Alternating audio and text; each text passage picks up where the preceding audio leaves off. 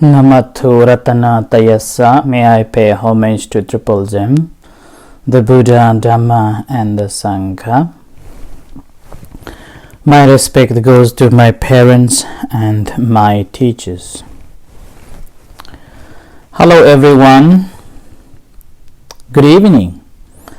So today is a Saturday, the 6th of May 2020.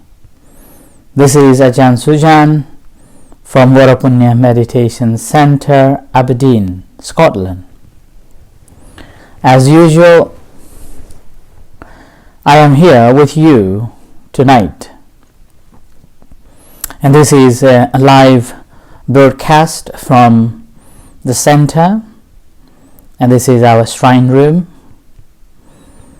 And I've been broadcasting from different places around the center, including outside, when the weather is nice and no wind and no cold. Today, the weather is not so good. It's windy, and it is going to be rain soon. So Sunday, and I believe that all of you will have been going around, out and about, enjoying this Saturday. Since the ease of a lockdown in the UK, the psychological effect in our minds have changed. And this lockdown again is not eased some parts of the world, like in Nepal, still locked down. So quite a time for those who are still facing or have to keep themselves at home. What we have to be keep in our mind that this lockdown is not a solution. It is just a prevention. And this prevention is not because that to keep us away from this luxuries or leisure time of ourselves, but prevention from getting this invisible Mara, our enemy, who can spread so rapidly and deadly. So that's why, although in the UK this has been eased, still need to be mindful, and where are, like in Nepal or those other countries, still locked down, they need to be mindful that why this lockdown imposed and what are the benefit of it. And obviously it is not easy to be living in a same place for a longer period of a time. We are not used to. We like to go out and about. Although sometimes we haven't got anything to do, but simply we will go out. Just to feeling fresh. Okay? So that's why it is not easy time to be living in the same place for 24/7 days. And that's why in this particular time, those who are practicing meditation will find what a wonderful time for the meditation. What a wonderful time that nowhere to go, no one to contact, nothing to do. Isn't that wonderful? That we normally look for, that normally when we have to go to work and when we are busy at work, we normally complain. I have so many things to do. I don't have time for my family. I don't have time for myself. And now we have to thank this coronavirus, that who has given us this freedom as we wished. We have nothing to do, nowhere to go. Although now There are people given a job to do from the home, and still you have time with your family. So enjoy, rather than complaining when this lockdown is going to end. And in the same time, in this difficult time, many of you may find physically difficult or illness. In those situations, again, do not keep yourself. Go and ask some helps. Whenever there is a possibility, just get some help. So what is important is to be mindful of our emotions, how do we feel, and take this into consideration, how we react. That's called Sati Sampajanya. As a great assistant, Buddha said, these two principles are the great assistant that assist us to live happy life. The very moment when we lost our mind, we become agitated, we become unhappy, emotionally we become so down, then everything becomes so messed up, everything becomes so hard, and everything becomes a problem. So that's why this time we need to use this mindfulness a lot. Be aware of your thoughts, be aware of your emotions. And before you act, before you say, ponder and think about it, how you're going to react, how you're going to do. And it's been over 2 months that I have been giving talks and guiding meditation every night, hoping to assist you, hoping to be with you, and talking to you. Although you cannot talk to me, I am here to talk to you and giving you some insights from the Buddhist perspectives and my own understanding from my own experiences. Hoping to be part of you, hoping to be friend with you at home. Sometimes if you feel very bored to talk to your parents, talk to your friends, or talk to your even family members because you've been living together and you've been listening so many talks and so many other activities around from YouTube or from movies and so and so. And this is one more live broadcast to be part of your daily routine. So do not think that this is another burden. Do not think that this is another obligation that you have to come and listen this talk. And this is, again, I'm broadcasting hoping that those who need it, those who feel lonely, those who feel that left alone, can hear and feel that there is someone who you can listen to. So that's why I'm here again. After 2 months, still continuing every night, and different topics, different objects, different subjects. So hi everyone, those who are listening from far and wide, from Thailand, from Nepal, from New Zealand, from India, from Switzerland, from England, from UK. So hi everyone. So I'm very grateful and very privileged to be here talking to you from this little window so-called Facebook. So this is Facebook Live from Varapunya Meditation Center, Scotland. As every day, every night, UK time, I am here with you with different subjects. Sometimes it is related to the Buddhism, sometimes it is related to the current affair of the world, and sometimes it is about the Buddhist perspectives. So 2 days ago, I started speaking on the 5 precepts as I was requested to elaborate on the 5 precepts a little bit more, which I had spoken twice already in the past. And I was said that I touched only in a surface level, so that's why I started to talk on the 5 precepts in a little bit detail.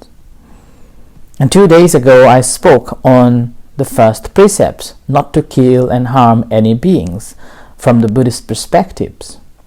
And yesterday, due to the full moon, and which is one of the very famous and important full moon days in Buddhist calendar for the Sri Lankan community, particular too, I dedicated yesterday's talk on the full moon of Poson by speaking the discourse that the first discourse given to the Sri Lankan king by the Arhat Mahinda on the first day of arriving in Sri Lanka. So today, as a result, I would like to go on the second precepts. And the second precept is Adinna Dana Veramani Sikkhapadang Samadhiyami. So those who are just listening this, we have in a Buddhist, according to Buddhism, there are 5 precepts that all Buddhists should be practicing, and we all encouraged to practice. And among those 5, I've spoken the first 2 days ago, and today is number 2, the Musawada Veramani Sikkhapadang Samadhiyami. Adinna Dana Veramani Sikkhapadang Samadhiyami. And which means I undertake training, abstaining from taking what is not given. And remember, this is not the commandments that as in Christianity, or a rule or that one should not break or one should not take. Here is simply a training. The Buddha has given us a full authority to practice on that, whether we want to pursue it or not, for the 100%. So, Adinna Dana Veramani Sikkhapadang Samadhiyami is simply the training, abstaining from not taking what is not given. So Adinna Dana. So Adinna, Adana. It's a combination of 2 words. Adinna means the object that is not given. Adana, with intention you take it. And that training is abstaining from taking what is not given, in a simple term. So Veramani means avoiding, abstaining. Sikkhapadang means the training. So Adinna Dana Veramani Sikkhapadang Samadhiyami is abstaining, the training not to take what is not given. And this is, I have written so many topics on this particular one, is saying that taking here, again, one can do 2 ways. One, by himself or herself, or by individual. So he himself will commit. And the second, requesting or by force, let someone do it for you. So there are 2 ways of doing it, committing it. In a simple term, it is known also as a stealing. Yeah? So stealing. And here, what are the things that we here means not given? It's simply it belongs to others. So object that is belongs to others, that we know that it belongs to others. And sometimes it is not belongs to anyone, but it is protected by all. protected by all, such like the center or a temple or the monastery. It's not belongs to anyone, but it belongs to all. So everyone is protecting. And the third is belongs to the community. And there are certain things that is belongs to the community, like the objects that is in our center. All the objects in our center belongs to community. And it shouldn't be taken away. In Thailand, there is a very beautiful practice. Every year, during the New Year, so-called Songkran, a traditional New Year, at that time, Buddhists will take the sands from river and took it to the temple ground and make the pagoda and dedicate it to the Buddha. And the story behind it, that whenever they come to the temple, unintentionally or intentionally, they may have taken something from the monastery, from the temple. And in return, every year they will bring sand and make the pagoda and offer it as a form of repaying it. So that's the practice in Thailand's beautiful way of expression of not taking what is not given, even intentionally or unintentionally. But having said that, doesn't mean that there are no people or there are no members who would not take something from the community or from the monastery. There are plenty of people always looking for an opportunity to take it away. And not only that, there are plenty of examples that once they become the member or the committee members of any Buddhist centers or any centers or communities, they again try to find or manipulate to take something for themselves. So this is also known as taking which is not given. And there are ways of doing it. The intentionally doing it by stealing the object or taking that object away by stealing or by hiding it with the thought that later I will take it, or breaking. Let's say the whole room is locked, but you break it and take things not belongs to you. And sometimes again you just snatch it and run away. Another time you may frighten someone and take it away. And the most important that we all know, and particularly in our Asian countries, the corruption. Corruption, also known as the breaking the second rule, adinna dana. The corruption, not only taking something from one or a group of people, but also that causes a lot of other troubles to follow. Right? And there's also some people will break this rule by force. A force in a way that saying, if you don't give me, I will kill you.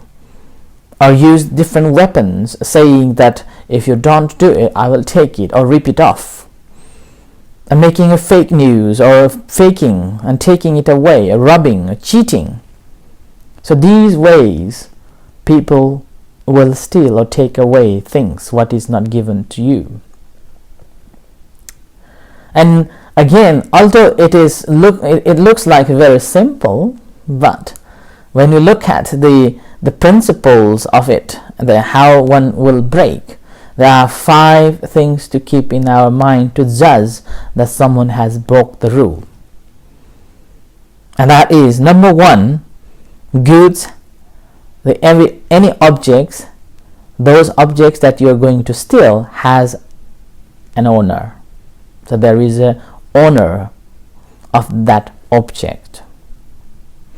And we also know that that object belongs to that person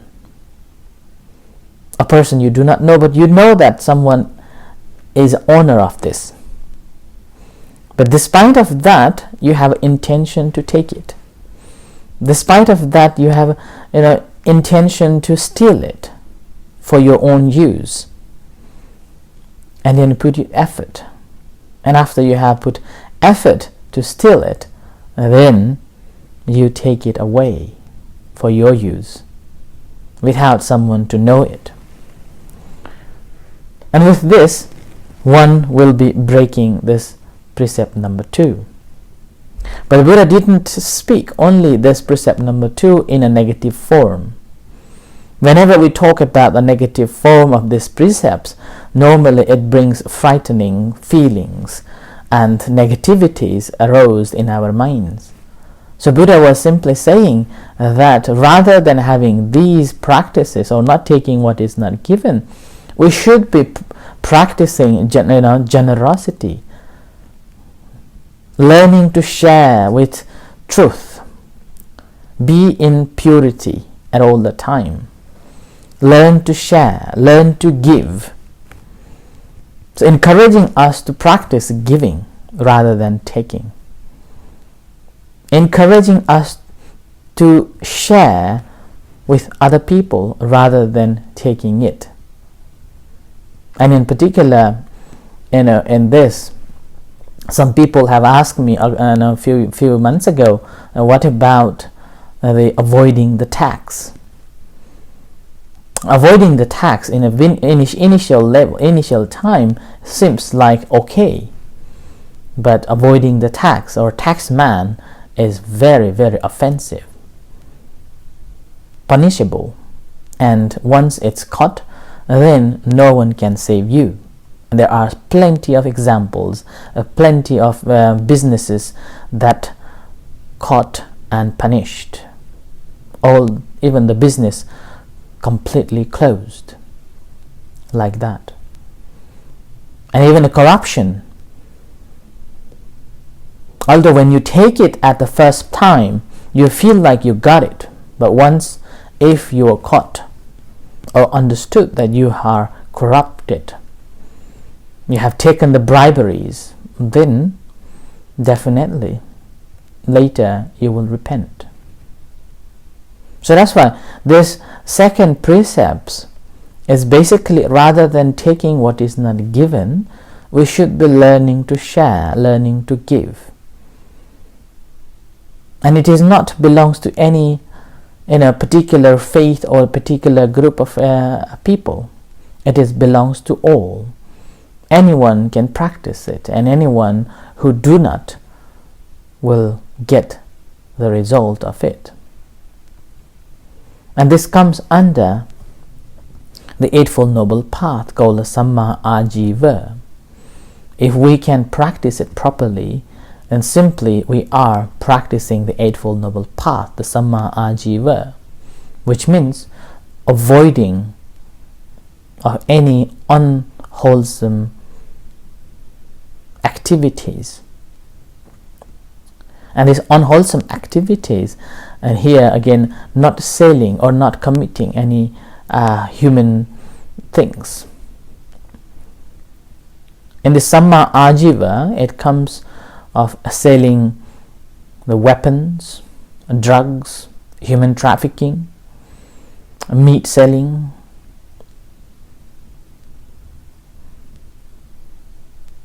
So once we properly practice this sila, these precepts, it simply generates the nature of a sharing and a caring of one another. And with this, there will be harmony. It brings the harmony in ourselves. And we know that in the past, there are so many examples, there are so many communities that didn't have to lock their doors. And even I remember when I was a young boy, I believe that we didn't have the windows to close, door to lock. We feel safe, the community feels safe because no one was stealing. But as the greedy mind developed, as people began to steal, going into their houses and taking things away, and gradually people locking their doors. Distrust began. And sometimes this causes a lot of trouble, mistrust. And in particularly this time of the COVID-19, everyone is indoor, and who would think that people will go and steal? But there are so many examples that people are breaking into the houses or breaking into the garage and stealing things. Last month there was a story that one lady, the old lady, she bought the stock, a few foods, and stocked it in the garage, and people broke it and stolen all the food. And similarly, I also mentioned last month, May, during that time, again a few people went into the care home and stolen goods, money and gold from the care homes. And similarly in Thailand as well, people went into and stolen, and in Nepal as well. So I believe that this is happening around the world, and that has caused not only the fear of the COVID-19, but also fear of someone will come in and take it away, or someone will come and harm them. It has developed another fear.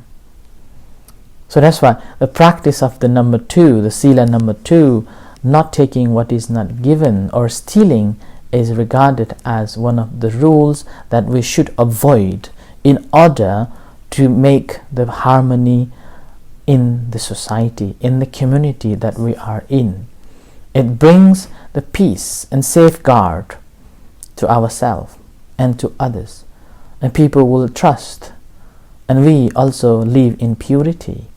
And with that, the consequences of that, Buddha's in the Parinibbana Sutta says that we will never be suffer from hunger.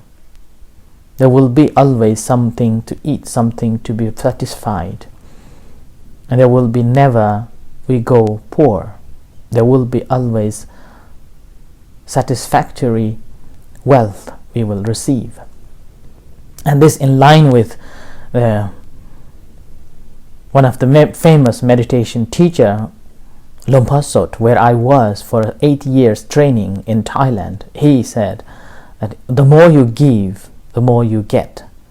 And that's simply on this basis of precept number 2, not to take what is not given, but give and share.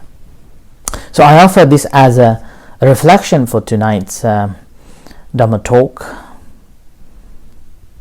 on the precept number 2, the Adinna Dana Veramani Sikkhapadang Samadhiyami. And as a Buddhist, we should be practicing that.